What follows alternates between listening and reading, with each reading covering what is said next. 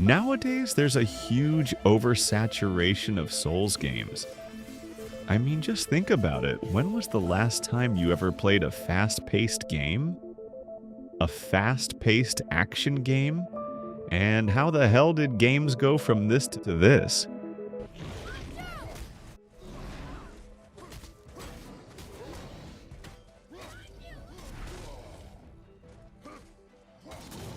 There is this lingering feeling that hack and slash games have been slowly dwindling away. Turns out that was not just a feeling, that was the reality we were living in. Well, unfortunately, it finally happened. That dreaded time is upon us. The Armageddon the Bible warned us about. The oversaturation of my favorite video game genre, Souls-like. There are too many Souls-like games. There are so many Souls, I bet even Shang Tsung would want to retire.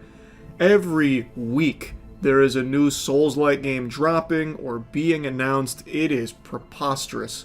This genre has become the hero shooter of the 2020s. Even the word Souls-like has been boiled, broiled, and sautéed to the point where it becomes meaningless, where every studio now says that they borrow elements from it. Games from Final Fantasy 15 to Nier Automata to Devil May Cry are literally imprinted onto people's life. A majority of the gaming community's lives have also been shaped by these types of games. So this begs the question, why? Just why are there so few games like these nowadays? Why are combat systems in games becoming slow? Why are studios creating less fast-paced and more Souls-like games, where instead of putting the focus on actually attacking the enemy, there is more of a priority given to wait, scan, think, dodge, parry, and repeat several times over and over again in an increased difficulty?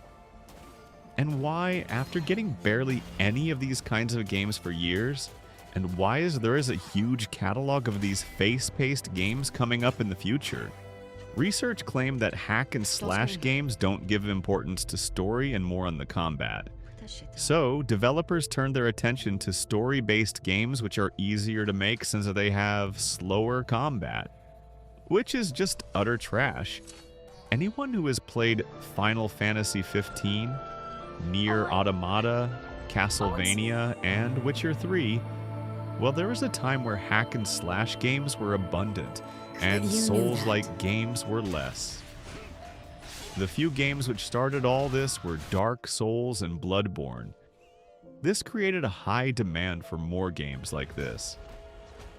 Companies used this opportunity to cash in on this and created more polished games like Elden Ring and Lies of P, which in turn became a higher demand in the gaming community.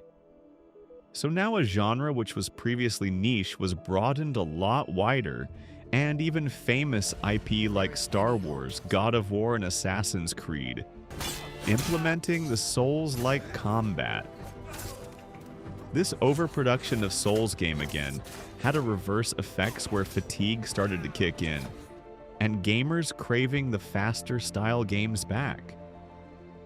This again started the production of several hack and slash titles like Tides of Annihilation, which has a Final Fantasy style to it, and they actually made the female character attractive. Can you imagine that? And there is Crimson Desert, which is one of the most anticipated games which people are dying to get their hands on. People have been waiting 6 years for this game to release amid multiple delays.